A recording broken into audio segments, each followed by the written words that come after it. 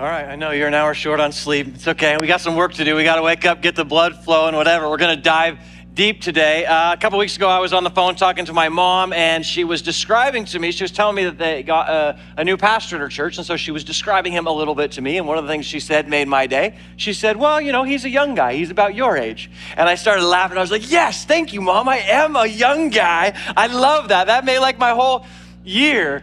My mom thinks of me as a young guy. Similarly, yesterday I was with our high school students. They're up at camp this week, and I went to speak to them. And you know who doesn't think of me as a young guy? A room full of high school students. They're like, gee, Blake, thanks for bringing in the old man to tell us all his stories. You know, like, they don't think of me as the young guy, right? Because isn't it true that we often think of people as we relate to them? We think of people as we've experienced them, right? We have someone in our mind, and our experiences and how we relate to them determines how we would describe them, how we think about them. So my mom thinks I'm a young guy. A room full of high school students don't think that. Is it possible that we do this in how we think of God? That just like we think of people in terms of how we relate to them or how we've experienced them, is it possible that we do that with God and we think of God through the lens of our experiences and how we relate to him? If I asked 100 people to describe God, how many responses would I get? Probably 100, right? Some people would go, he's good and loving and he's kind. Others would go, he's harsh, he's scary. No, he's compassionate. No, he doesn't even exist. No, he's kind, he's gentle. We would describe him based on our experiences. Well, here's what's going to happen in the passage that we're going to look at today. God's going to go, okay, cut through all of that. Go ahead, your experience. We're not worried about your experience. We're worried about, he goes, in his words and on his own terms, he's going to tell us, here's who I am. He's going to describe himself and introduce himself to us. And it's not so much what we think of God, but it is who God says he is. And so in his own words, he's like, this is who I am. And so our assignment today is pretty simple. It's just to understand, who does God say that he is? And I hope that in looking at this, it will be challenging, but also encouraging for us, that maybe even there will be a little bit of a reset in us for how we think about and encounter God. So if you got a Bible with you, we're going to be in Exodus chapter 3. If you want to get it out, turn it on. You want to follow along. Exodus 3 is where we're going to be. We are making our way through the book of Exodus. Just kind of catch up on our story. Remember, we met a guy named Moses. Moses is an Israelite. His people, the Israelites, are enslaved in Egypt at the time. Moses was adopted by the king of Egypt's daughter, the Pharaoh's daughter, and she brings him into the palace. She raises him like an Egyptian. In fact, he's being groomed to be the next Pharaoh of Egypt. But one day he's going out for a walk and he sees an Egyptian beating up one of his people, an Israelite. And so he goes, I don't like that. And so he defends the Israelite. He actually kills the Egyptian. And so now he has to go on the run. He flees the city. And so we've seen in the last couple of weeks, he fled to a place called Midian, where he meets his wife and he settles down and he starts a family. And then the story goes pretty quiet from about chapter 2 to chapter 3. As we turn the page there's about a 40-year turn where we don't really hear much of the story. But then all of that is about to change, because Moses is about to meet God. So here's our story. Exodus chapter 3, right from the top, verse 1. Here's what it says. It says, now Moses was tending the flock of Jethro, that's his father-in-law, who's the priest of Midian. And he led the flock to the far side of the wilderness, and he came to Horeb, the mountain of God. There, the angel of the Lord appeared to Moses in flames of fire from within a bush. Moses saw that though the bush was on fire, it didn't burn up. And so he thought, I'm going to go over and see this strange sight, why this bush does not burn up. He's wandering through the desert. He's with his flocks, and he's seeing light in front of him. He gets a little closer and he sees there's a fire. This bush is on fire, sort of this random bush in the middle of nowhere, but weird, it's not burning. It's not burning up. It's kind of continuing just to flame, but it's not going anywhere. And so he's like, I'm gonna go check this this out. Now, we meet another character in the story here. We meet someone who is referred to as the angel of the Lord. Who is the angel of the Lord? Kind of an interesting conversation and really debate throughout history. Scholars aren't really sure, so they'll kind of argue over this. The angel of the Lord, some argue, is just an angel. Maybe he's an important angel with a special job. Angel really just means messenger of God. And so this is just another messenger of God, one of many of God's armies. Other scholars would actually argue that the angel of the Lord here is Jesus, the pre-incarnate Jesus, before he takes on flesh, before he becomes a man, that he shows up here. It's called a Christophany, or a glimpse, a picture of Jesus in the Old Testament. And so they would argue this is actually Jesus who's going to now speak to Moses. Interesting, the angel of the Lord doesn't appear in the New Testament. So once Jesus becomes man and lives on earth, we don't see the angel of the Lord anymore. So that's part of the argument for maybe it was Jesus sort of all along. Also, what you're going to see in the next few words is that he encounters the angel of the Lord, but then it flips and it says it's God who's speaking. And so again, some would go, it's Jesus, right? Not really sure. We're not going to solve it today. But if you're intrigued by that kind of stuff, like Google it, read about it. It's kind of cool. Moses sees this bush. Why isn't it burning up? I'm going to go over and check it out for myself. Verse 4. When the Lord saw that he had gone over to look, God called to him from within the bush. Moses, Moses, he said. Moses answers, here I am. Do not come any closer, God said. Take off your sandals, for the place where you are standing is holy ground. And then he said, I am the God of your father, the God of Abraham, the God of Isaac, and the God of Jacob. And at this, Moses hid his face because he was afraid to look at God. So this is the first time that Moses is going to interact with God. God is going to introduce himself to Moses. In a few verses, he's going to tell him about himself. He's going to give us his name, but he does something. He says something first. What does he say? He says, Moses, take off your shoes. What a strange thing to say. Moses, take off your shoes. Now let's think about this for a minute. And you don't have to go back into the ancient world. You don't have to have an understanding of history really to sort of think about this. Take off your shoes. When, where, why do we take off our shoes? Just as human beings. You think going through life, when do we take off our shoes? So I can think of two sort of examples of most common, when do we take off our shoes? One would be, you go to someone's house. Never been there before, you're a guest there, you get to their front door, you step inside, what might you do? You might take your shoes off, right? Why? Because you don't know their house rules. You don't want to bring in the dirt that you've just tracked in. You don't want to leave a mess. You're being respectful. Hey, this isn't my space. I don't know what the rules are. I don't want to bring the dirt that's on my shoes into your home. And so I just slide them off at the front door, right? We're being respectful of a space. This week, my son, baseball practice is over. He comes over to the car. He's got like an inch of mud on his cleats. Like, you're not getting in my car with those. Like, take those off, right? We're going to be respectful of this space and treat it right. You go to someone's house. If you don't know them well, you take off your shoes because you don't want to bring your mess into their space. They work hard to pay for that space, and you don't want to mess it up. It's sort of a respect thing. This is sort of their sacred space. And so sometimes maybe we would take our shoes off out of respect. What's another reason? I think we take our shoes off when we're comfortable, right?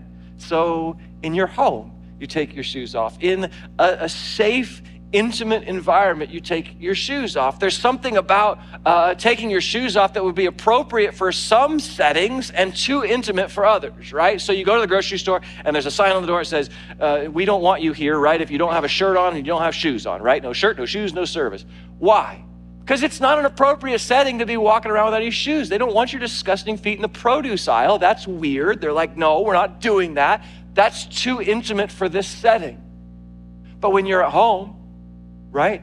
It's safe, it's intimate, it's your space. The people there know you, and so you kick off your shoes, you slide them off, right? And so there's the places that it is appropriate because of the intimacy with the people who are there to take your shoes off. Take your shoes off at home, great.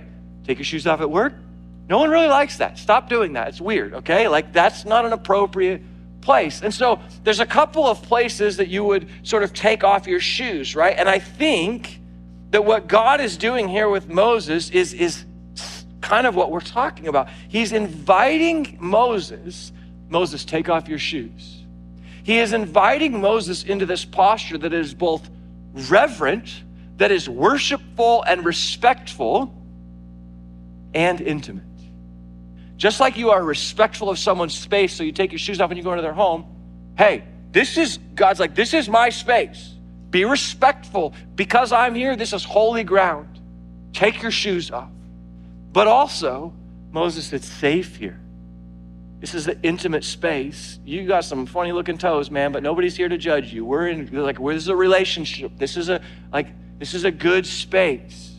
It's both this posture of reverence. Moses, I am holy and perfect, and where I am is holy because I am there, right? God is powerful, and God is, in the right understanding of the word, dangerous. God is not to be trifled with. That's why Moses hides his face, cool, I'm not gonna look right at God. So you will take your shoes off, and I want to be close to you. I want to have a safe, close, intimate relationship with you, Moses. He invites him to come close. I wonder if you could just think about that for a minute. Just pause there for a minute and think about, what is your posture towards God? You know, in a world that sort of goes, Jesus is my co-pilot, Jesus is my homeboy. Do we have this posture that is both in awe, that is of reverence and intimacy? Right? This is the invitation for us to have this posture. This is to Moses and to us. It's to come into God's presence it demands our worship, our reverence, our awe. This is all creator God. You don't look right at his face. He is too holy and perfect. And he wants to know us. You take your shoes off and you come and sit close. He invites Moses to do both things. And you just think about that tension, because I think it's good and true for us. This is how God introduces himself a little bit to Moses. Now keep going, verse 7. The Lord said to Moses, right? He's speaking to Moses. The Lord said, still voice from within this bush, I have indeed seen the misery of my people in Egypt. And I have heard them crying out because of their slave drivers, and I am concerned about their suffering. I would just circle the word seen, heard, and concerned. God is saying, I'm not oblivious to the suffering of my people. I see it. I hear their cries. I'm worried about them. I know about it. I'm watching their misery. I know. Verse 8, he says, so I have come down to rescue them from the hand of the Egyptians, and to bring them up out of that land and into a good and spacious land, a land flowing with milk and honey. It's the home of the Canaanites and a bunch of other ites. And now the cry of the Israelites, he says, has reached me. And I have seen the way the Egyptians are oppressing them. So now go. He's talking to Moses, right? So Moses, now go. I am sending you to Pharaoh to bring my people, the Israelites, out of Egypt. Stop there just for a minute. We're going to get to the really good part. I think it's possible that some of us have a misconception about God when we think about God, that we've fallen for this idea that for God to be God, that every time I'm hurting, he needs to fix it, right? We've fallen for this idea that if God is really God, when I'm hurting, when I'm broken, when I'm lost, he needs to fix it. I mean, you better let go of that idea.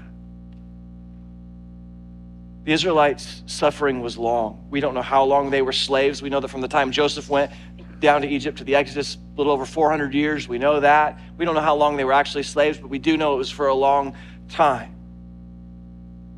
And now God is saying, I'm coming to rescue you.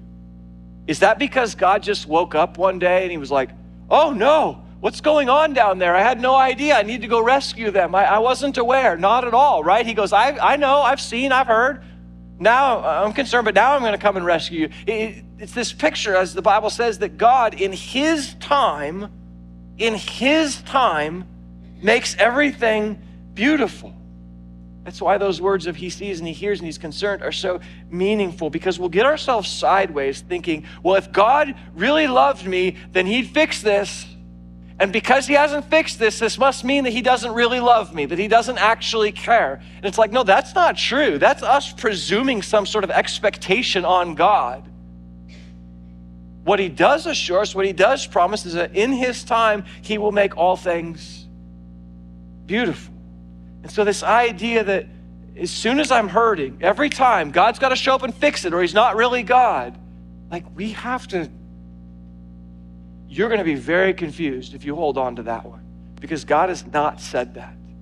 He has not said that about himself. What he has said is that in his time, he will make everything beautiful.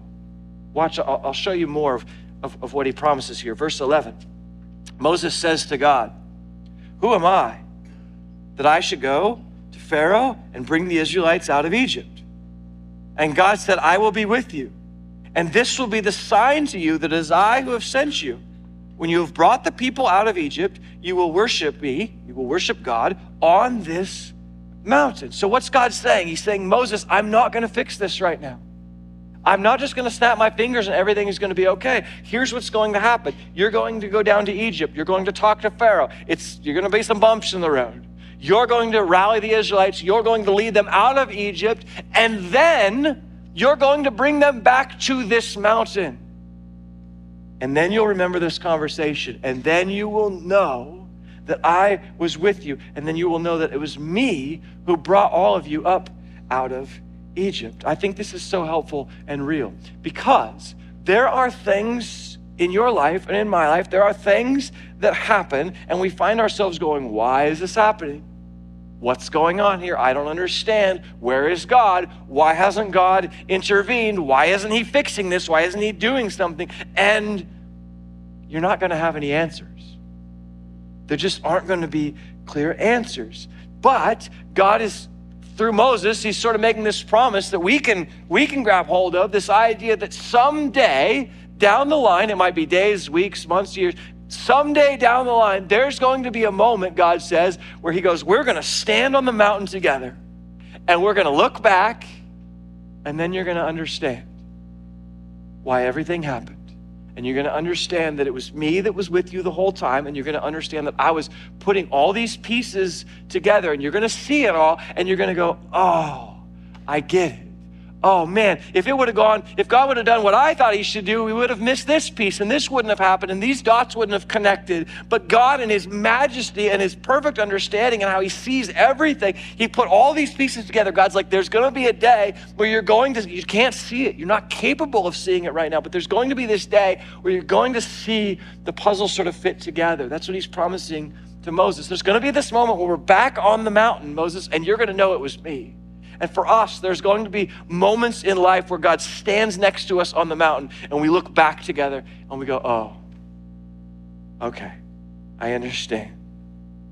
In the moment, we're saying, how could you let this happen, God? When's this going to end, God? But the day is coming where we get to stand on the mountain with him and look back and we go, yes, okay. I think of just our family. The example I think of is for Nicole and I wanting to start a family, wanting to have kids, and for years, it not happening. And then now we have kids, and I remember being at each of my kids' adoption. I remember sitting in courtrooms, and I went, oh, now I get it. Now I understand. And God heard our cries. He listened to our prayers. He was concerned about us. He saw our suffering and misery. But now I get it. I couldn't have fit these pieces. I couldn't have made this happen. Only God could have done this. And you stand on the mountain in these moments in life and you look back, and you've had moments like this. I'm certain of it. You've had moments where you've looked back on something and you go, oh, now I get it. Okay, that makes sense now. Oh yeah, it didn't make sense, but I see that God was working. I see that he was with me. I see that his plan was working out for good. That's what he's telling Moses here. That he, in his time, makes all things beautiful. And that he is, Moses, I'm going to be with you, right? He is with us through our suffering. Okay, here we go, the really good stuff. We get to verse 11, and like we saw, Moses goes, well, who am I? God goes, you're going to Egypt. He goes, who am I that you're going to send me to Egypt, that I'm going to go and rescue the people. And God responds with a weird answer. God goes, well, I'm with you. And Moses is like, that's not an answer to the question. I asked you, who am I? And God goes, I'm with you. I will be with you. And so Moses goes, okay, well then I have another question for you. Who are you? Because he doesn't know God really at this point, right? So God, if you're not going to tell me who I am, you're just going to say that you will be with me, that you're like, who are you? And now God starts to introduce himself. And Moses asks, at least tell me your name, which in the ancient world is like saying, tell me what you're like. And that's what we get in verse 14. God said to Moses, I am who I am. This is what you are to say to the Israelites. When you get down to Egypt, this is what you're to tell them. I am has sent me to you.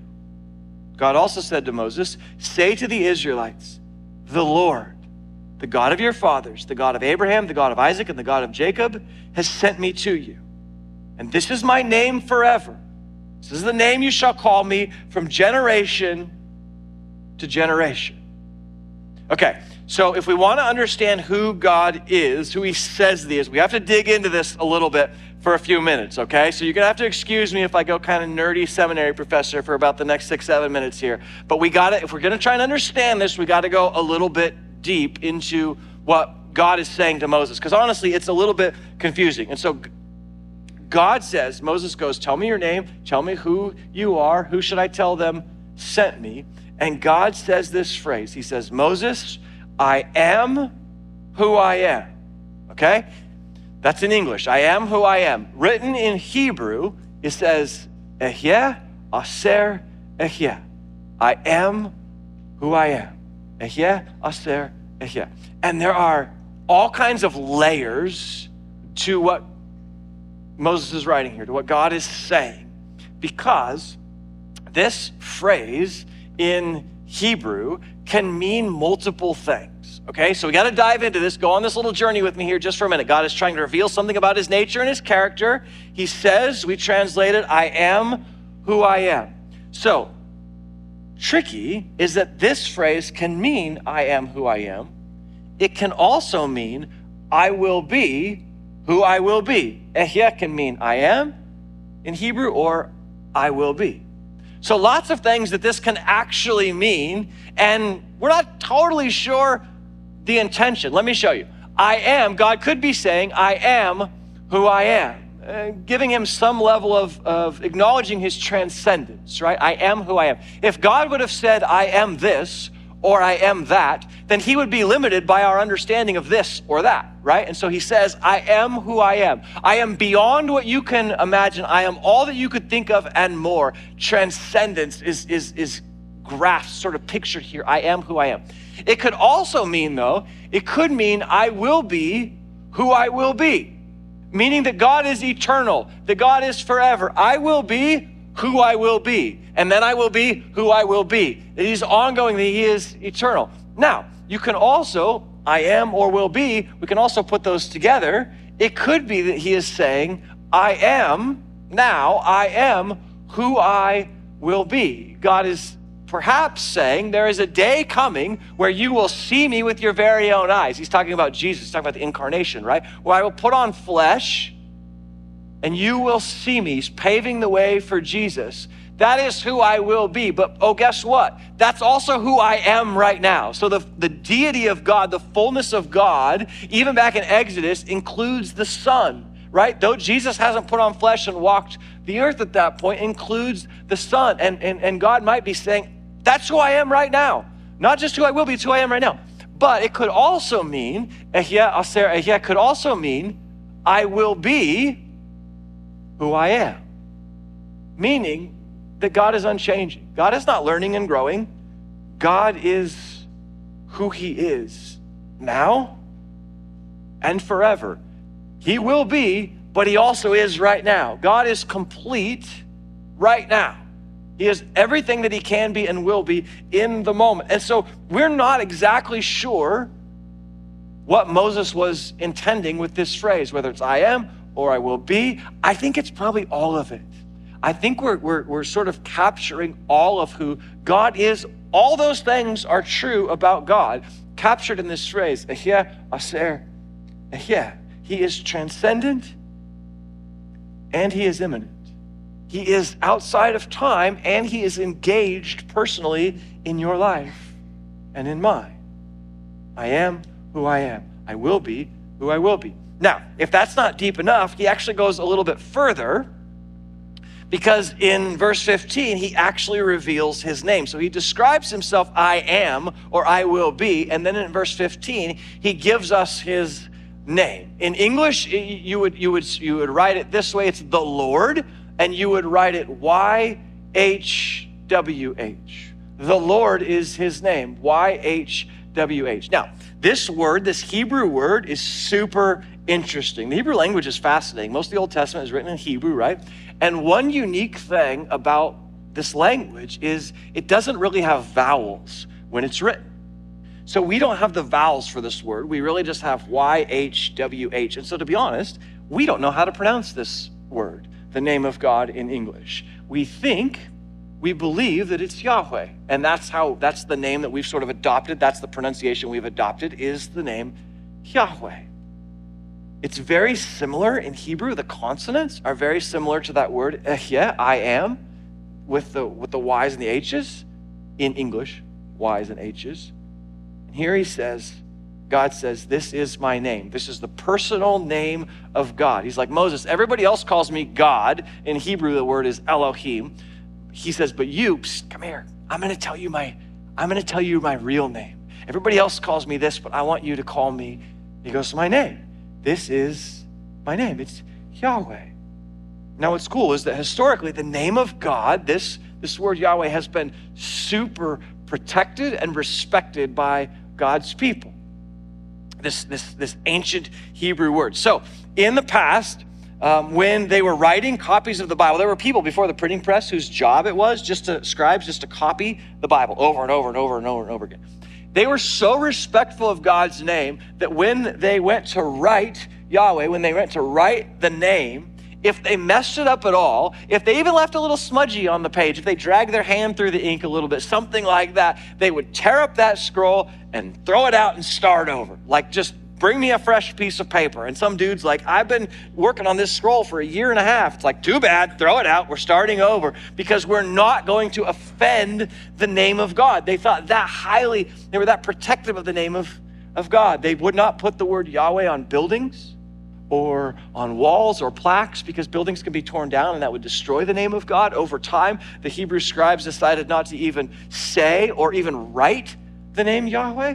They came up with another word. They used the Hebrew word Adonai, which means master, in that place. So when they would read the scriptures and they would get to this word, they would never say Yahweh. They would say Adonai, because they didn't want to even accidentally desecrate the name of God.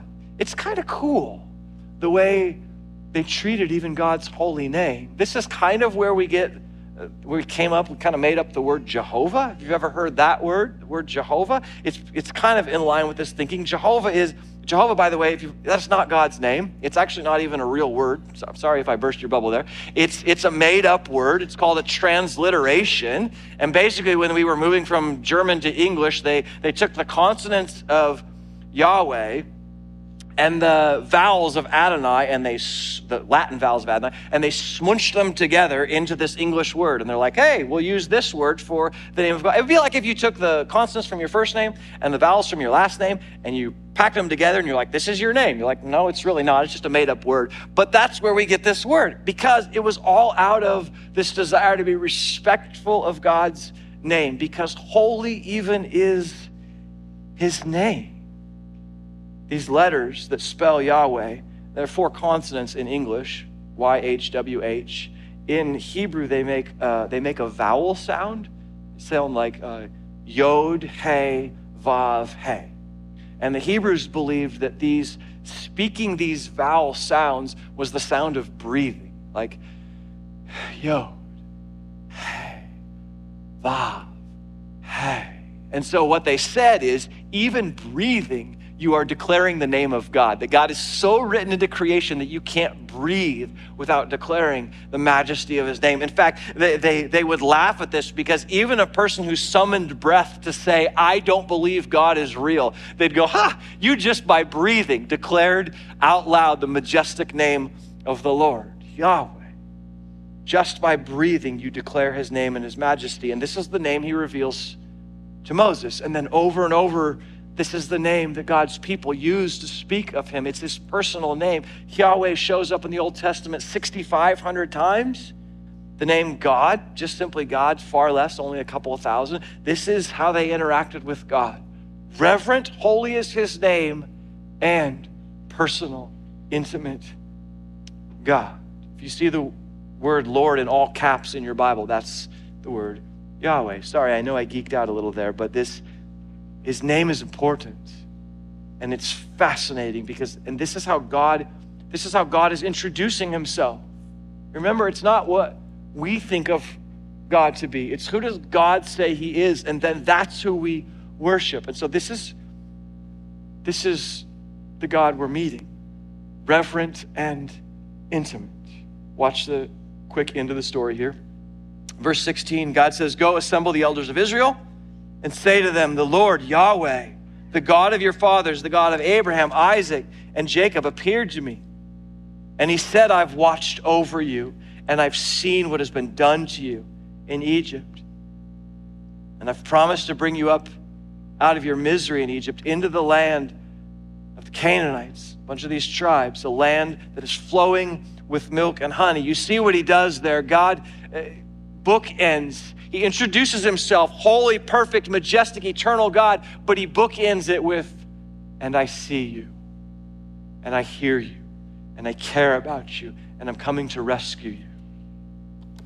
And then God goes on to set up a showdown, the next couple of verses, to set up this showdown between himself and the king of Egypt. And that is really going to play out about the next 10 chapters or so. And we'll see that. We'll jump back into that next week. But I just wanted to show you, as God introduces himself, that he is transcendent and immanent.